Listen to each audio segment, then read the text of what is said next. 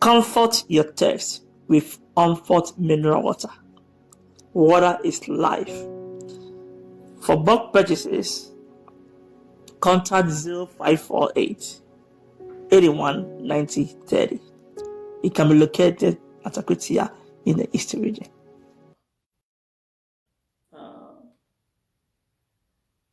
Back again, okay.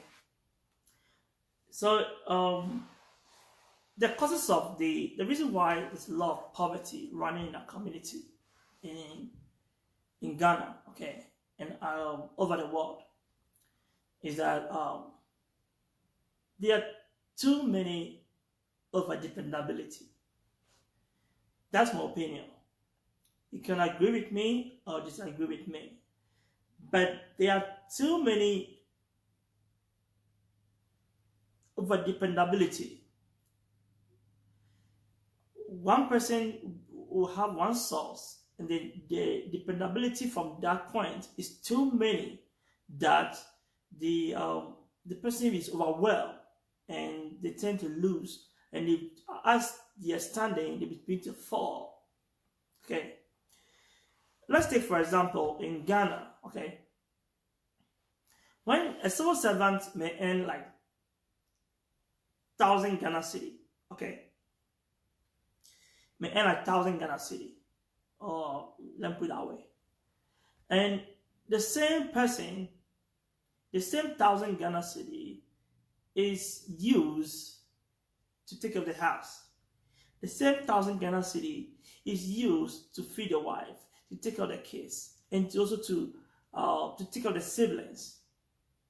That is why there's a lot of corruption in the country. Okay, the reason why there's a lot of corruption in the country is that is one of these causes, and it brings a lot of poverty.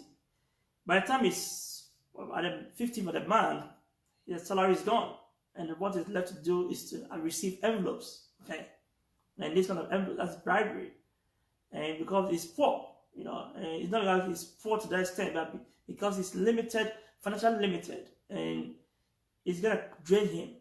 Okay, and what is causing that is the let me put it across. What is going to cause that are the over dependability from people, siblings, family, spouses. Okay, and it's really overwhelming. Okay, so these are the elements of poverty that is causing us. It's causing the people in Africa.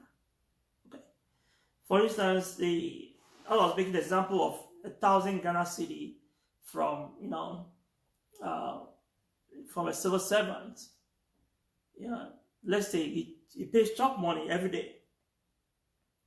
Chop money, kids fees, and a lot of stuff. Okay, there's too much stuff going on over there. There's too many stuff going on over there, and the person might lose or will start going down. Right. I would suggest that certain things to be cut off, so that the man or the provider, the breadwinner of the house, can also make something of his life, and also he can therefore it will take care of the family in future. Okay, so let's see the things that we can cut it off from the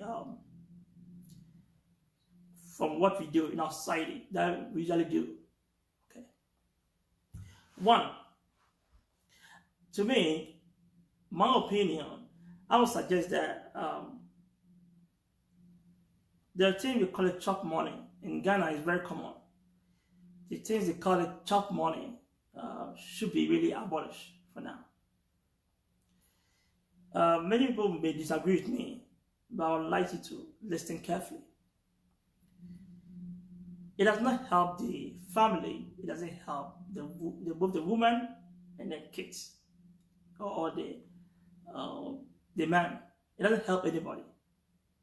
At the end of the day, you spend all, and you come back to square one again, and you don't achieve anything. Okay.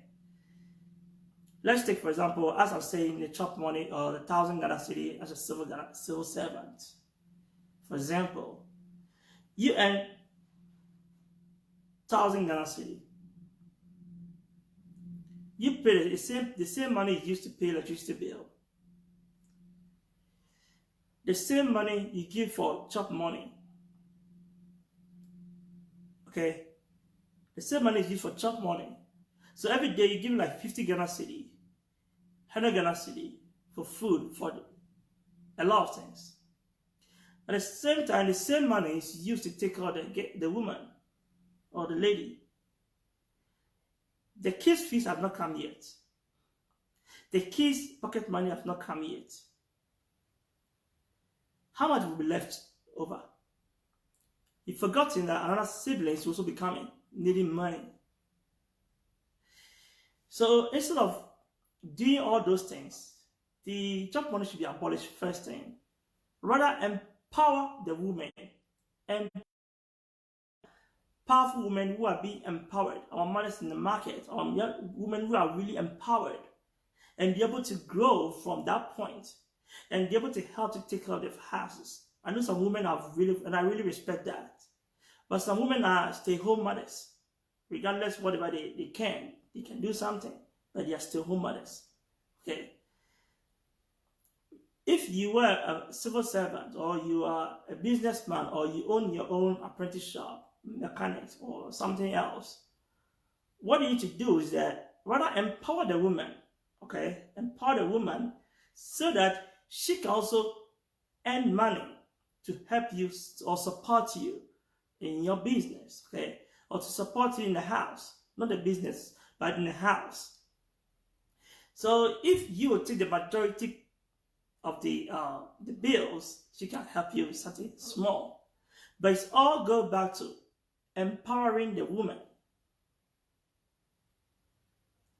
Okay? All go back to empowering the woman. And when you learn to empower the woman, she may be a seamstress, she can be a hairdresser, she can sell at home, establish her business, encourage her. Is the duty of a man to bring out the skills of this woman. So as a man, encourage the woman, empower her. Many people talk about women empowerment. The only thing about all that comes in your mind is domestic violence. No. Domestic violence is a human right. It's a woman right. But when it comes to empowering women, it's about making her self-independent. Yeah, making her self-independent. If she want to go to school, empower her to go to school. If she want to start a business, support her to start a business so she can support you to take up the house. Okay? These are the reasons why many men still struggling, or they are not able to save money, and what they end up to do is to pay the kind of bribes and envelopes. Okay, so when you want to take care of this and support her, she can also bring something back home, and she can support you, and you can build your future to build your kids. The next one we're going to talk about plan. Planning is very important. After empowering her, it may take some time, like 2 to 3 months. That's okay. Sacrifice that point. Not take care of her, sacrifice that point. But after she's well settled, you guys should start planning. Instead of buying food every day, you buy food monthly. You save it there. And you plan together. Okay, so you can take care of the food, or you can take care of the house, the majority. That's different. The third one I'd like to talk about is avoid siblings, especially the woman family. Most women twist, or I call them confident tricksters. They twist their husband, or try to do or find a way to convince them to take care of their siblings, or they have siblings from the family. Trust me, it's not wrong, but it's actually very bad. Because you have kids, you are building family, okay? You're coming together, you sign a contract, you sign a bond between only you and him, or you and her, to build a future together. You didn't sign a bond to say, I'm signing a bond to take care of the siblings. It has been going on for years in Ghana, especially in Ghana. It has been going on for years in other parts of African countries. And what happens is that the man spends most of his money, or the breadwinner spends most of his money to take care of the lady's family. And at the end of the day, when the man is dead or he's lost his job, the children find wanting, and they are living in poverty and poor, and they are struggling. Only about 2% of people remembered and take care of the kids. Even to the extent, not to all the time. They've forgotten that the person took care of him to school. They've even forgotten that. Only about 1%, let me say 2% is too much. Only 1%, a few can do that. But majority, they don't even take care of the person who took care of them. So it's time that you cut that thing out of the system. Abolish it. Take care of your family first. Take care of your kids first. The family, you and the women should come together, save enough, take care of the family, grow together. You must bond together. You sign a bond. But not to actually be taking care of people whilst your kids are struggling. That's a bad attitude. And also your siblings. I know you need to take care of your siblings, but not every day. Okay? Not every day, but some people are habitual needers. Every day they need something. I call them habitual needers. Cut them off. It's nice once in a while you help your siblings in need. That's good. Bible says you will give. Now, you help she or him when she's in need. But it is not supposed to be a habitual needer. Every month you need to send money. Every time you need to do this thing. It's a habitual person. You need to be helping the person. Teach the person how to fish rather, instead of giving money to the person. Okay. This is one of the things that we need to do. Cut all those things off. I know this is a controversial topic we are treating, but I'll come back later and we'll talk more about it. But this I'm just doing the surface. They cut them off. These are the elements and factors that causes poverty in Africa, especially in Ghana and around. Over dependability, spouses, spouse families, your family, and then it all end up again to poverty. And what we end up to see, we have a lot of corruption in the country, because by the end of 15th or 13th, the money is done, the money is gone. So the rest you have to manage is what everybody's a manager. He has to manage the little one he has, and he doesn't learn to invest. So the little one he has, he therefore decide to grow from there. Okay. It's really a big thing. Okay. Over dependability causes this poverty. And we see around, we have people, family and friends in abroad, and they struggle a lot. They go through the hell to earn money, but they have to also spend the whole money, about 70% of it, back home, and they struggle here. Okay, so these are the causes of the element that causes poverty in Africa and around for the black communities.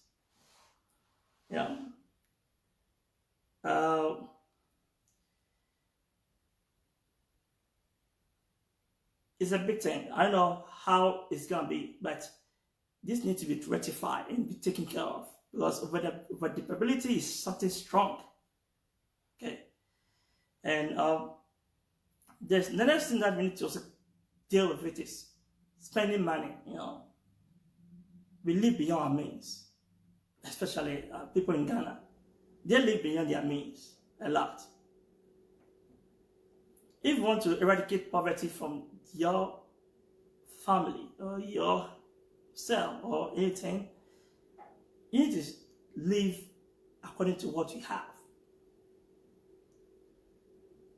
You will have someone calling you that you need to buy iPhone. It's not bad, but does it worth it? What the person does not even have a job, doesn't even have food? You want to spend the money to buy iPhone. If you're a business person, you need an iPhone to do something, that's okay. Or you have enough to buy it, that's okay. But you don't even have it. But yet you want to live beyond your means. Instead of saving money to grow, you're actually spending it. We spend too much money on that.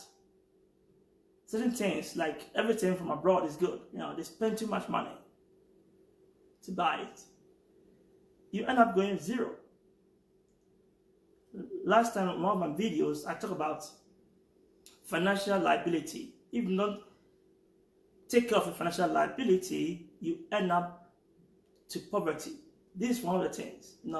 People have financial liability. They have a little money in themselves. Instead of investing or saving or doing something, I know it's hard, but you can save something, do business, or do something out of it. No. They rather want to spend money on certain things. These are one of the elements that causes poverty around us. And it is not good.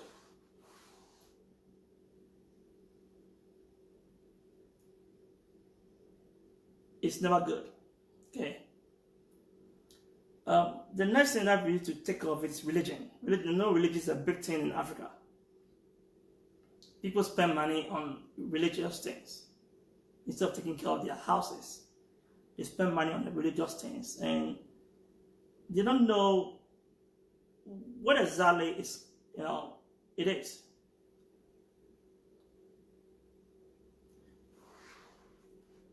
You spend money for religious activities, but your family is also struggling.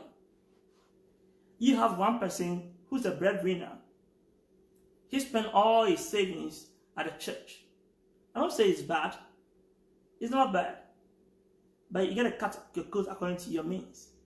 Not for luxury things, not for people to see, oh, you have money. But meanwhile, he has a sick brother home, or a sick sibling. That is different. And you see them spending all across, and the people are still struggling, and they want to be bossy. It's a cake life. I call it a cake life. I'm the boss, so I spend whatever. It's a cake life.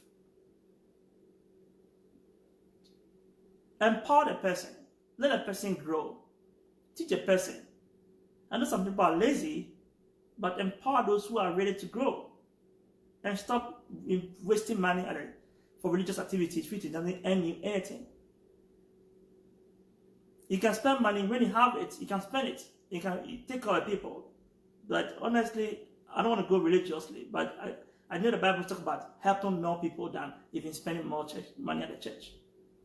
So if you can help at that point, that's okay.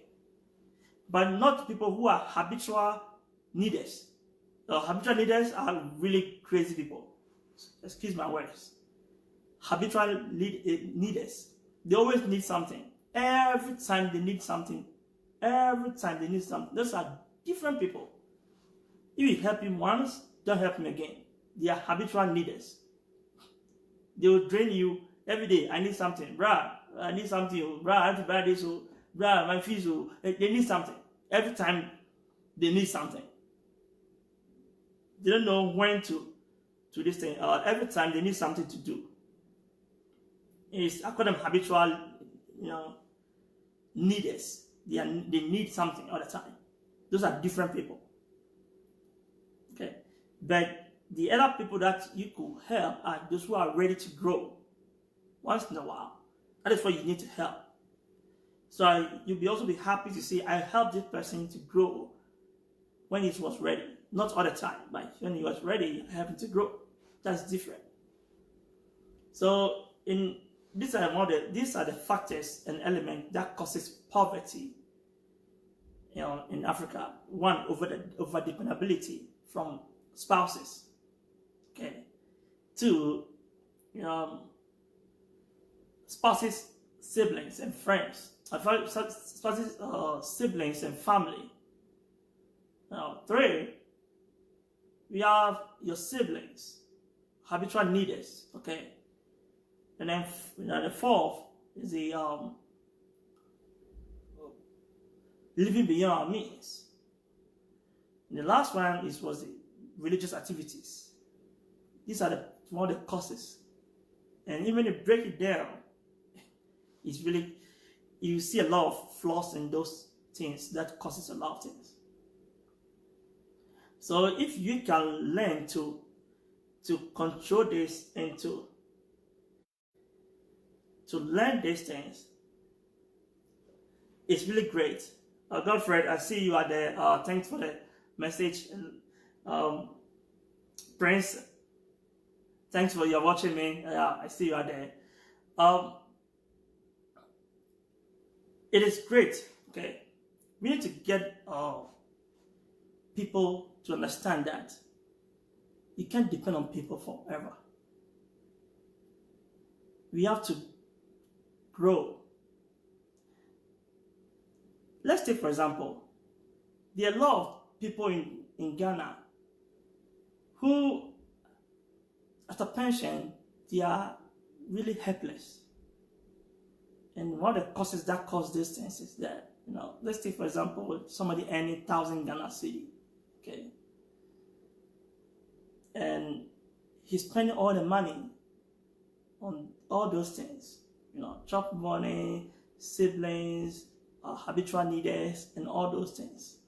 At the end of the day, for the 30 years he has to work, he will end up only building 2 bedrooms. And these 2 bedrooms, he builds small store. And that's what he depends on it. Forgotten the kids. What are they going to do? They also have to start from the scratch again. To grow, look for their own job, struggle, go through all those things. But however, when you're able to avoid these things and you save certain money down, like 10% down, all the time you invest it into something. It may be small. I know it's really hard, but when you're able to cut all these costs, empower the woman, empower your woman, empower your wife, take care of the plan well, take care of the kids, have better school. You're not be struggling. There are more men die in Ghana than even women. More men die in Ghana than women, simply because of just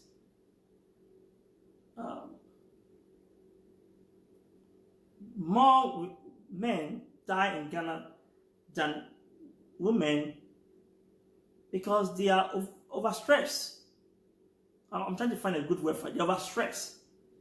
Okay. They're overstressed that the one man, he does the same thing, do all those things. Another day, he's stressed. The stress alone can even kill the person. And if you are the wife, the husband empowers you to grow. Please, empower yourself too. Not that shouting on him. That's woman rights. That's different from domestic violence. But empowering is really great. Please, our wives, our women, when your husband is empowering you, make sure you are getting something to do. It's really great. Empower yourself to be independent. It's really nice to empower yourself, and then you will see that you have really attained something. You could be seamstress, you could be a hairdresser, you could be selling, you could be a teacher, you could be something. Empower yourself so you can support your husband. Not depend on him all the time. And that also, when you plan well, you end up not going this way, because you don't know what will happen to the husband, you don't know what will happen to the kids. So these are one of the factors that causes this poverty in our country. If you can eradicate all those things, I don't think there'll be corruption. I don't think there'll be people be struggling. I thought you to teach people how to grow. You know.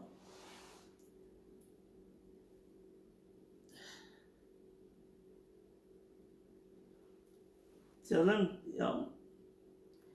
today is the first time doing live video on Facebook, and I really cherish everyone on the page watching me. I really cherish them. I want to thank you very much on that. I really, and I know all comments are invited. If you want to have comments and add ready, and to enlighten people about how to grow, because no one's gonna teach us how to do that. It's just us. We have to still learn.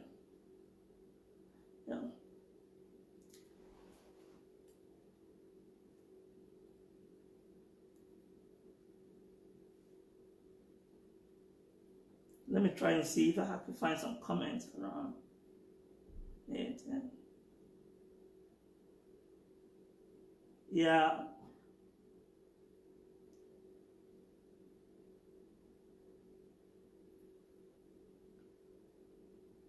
Yeah, I see. And Prince, watching me, thank you, Pujiba. And everyone that's watching me, is Christy, someone, Budin, and everyone. I really appreciate it. And if you have anything to add to it, please do. FT, please do. So as I was saying, I will end up here, and I'll come up with a new, anytime try to come up with a new something. If you have any other to add it, I'll be great to learn, as I said. Thank you very much. TV, really appreciate it a lot. Thank you.